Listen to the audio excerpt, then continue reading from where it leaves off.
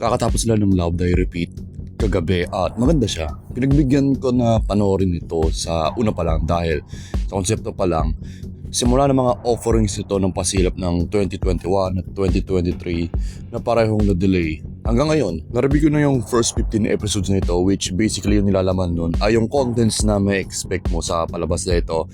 At nung nag-alala ko sa panahon na yun, nung simula nung parang kung ano na yung parang showcase nila na pwedeng patunguhan nito dahil parang mag-transition ito sa sci-fi drama mula sa agawan soap. Pero yung last 8 episodes na nailabas dito, hindi alaman pa rin yung na-expect ko mula sa title. Pero yung gitna talaga, ano lang siya, parang typical na agawan drama lang. Nagustuhan ko pa rin. Kinuha pa rin yung aking interest. Sa rason siguro, pinunod ko itong mga karakter nito ng paulit-ulit sa senaryo hanggang parang ayun, connect yung emotional investment ko sa kanila, si Jeneline Mercado bilang Angela at si Ian Lim bilang Bernard. Mas exciting syempre yung unang kalahati at huli dapat kasi action pack yun, intense at lahat. Pag-usapan ko yung sa gitna dahil dun ako masyadong dito parang naging kakaiba na yung serye sa kung ano bang pwedeng i-present nito. So yung best friend ni Angela na si Chloe ay isang malandinga, desperada at ang buong gitna dito ay gusto niyang ilusot yung sarili niya bilang ka-affair ni Bernard. Karamihan lang dito ay nairita ako dahil ayaw sabihin ni Bernard lahat dito ang totoo na ayun parang aksidente sila nakapag-sex. So naturally, pag pinahaba mo yung lihim, mas lalala ito pag nabunyag. And as in naiirita ako, I mean, invested pa rin ako kung saan totoo ko. Parang naiirita ako kasi parang effective yung lahat. Pero hindi kasing nakakairita nito nang paulit-ulit nire-reference nito sa gitna yung time loop. As in, pinapaalala kung paano mas maganda yung unang kalahati at saka yung magiging huli nito. So, sa malaking 30 plus something episodes, may build up tayo sa pinaka-finale, ultimate time loop. At sa huli, napaisip ako, napaka-poetic lang. Kasi parang, okay, explain ko. So yung pinaka-kontrabida nga dito ay si Elton, yung ex ni Angela. So nagsimula ito lahat sa kwento na magkasama sila sa bundok. Mountain trip sila. Daan to sa pagkakakilala ni Angela kay Bernard. Tapos nag-break sila doon nila Elton eh. Kasi ayun, may nakita siyang kahalikan yon. Nauwi ito sa paghigan din ni Elton dahil nakipag-break si Angela nga sa kanya. At doon na parang nadaan yung time loop.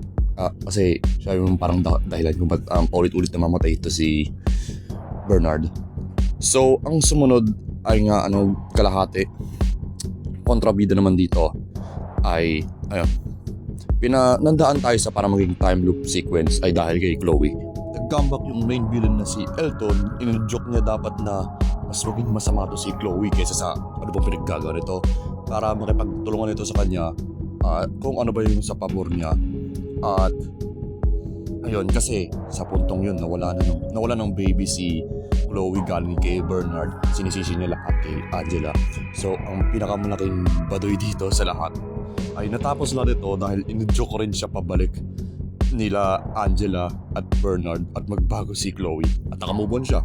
Sa buong 30 plus episodes na sinet up na pagiging malandi niya, desperado, parang yung kung parang drive niya sa insanity nawala lang dahil doon kumpara kay Elton. Nakuha ko lang na si Elton ay maliit siya na sa screen time pero mas malaki kung paano siya naging masama.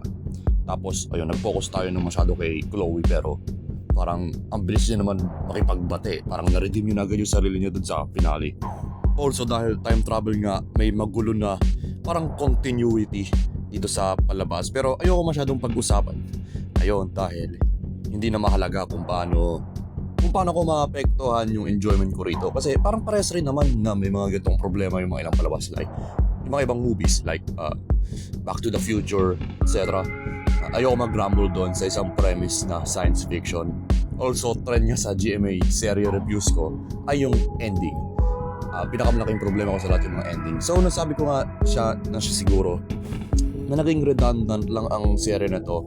Parang ang takbo na serye to ay Phase 1, last quarter ng pwedeng maging middle half ng kwento. Yun yung phase 1. Tapos yung phase 2 ng kwento, malaking prequel sa number 1. Ganon. Pero hindi siya prequel talaga. Pero parang posibleng prequel kung ba't nangyari yung phase 1. Tapos yung phase 3 ay number 1 ulit. Pero yung kontrabitan na bago na setup ay madaling sinulat. Magbago. Medyo nakakalito paliwanag. Pero ayun na yun. Parang naging redundant yung serye. Maganda pa rin siya kahit sa mga problema ko. Gusto ko pa rin kung paano tumakbo ito hanggang sa pinakauli, yung sa pinakabandang huli. At intriguing pero ang daming flaws at mga ilang butas sa kwento na andun lalo na yung finale episode. Para sa score ko, nagdesisyon ako na bigyan to ng 7 out of 10.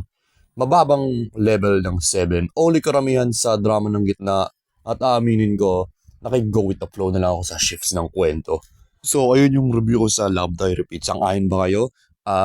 Mas nagustuhan nyo ba to kaysa sa akin o mas malala pa yung opinion nyo rito? Paalam nyo sa akin sa comments at mag-usap tayo. At subaybay pa kayo para sa marami pang movie reviews, teleserye reviews at mga ilang honest Pinoy trailers. At hanggang sa susunod, kita tayo. Ingat!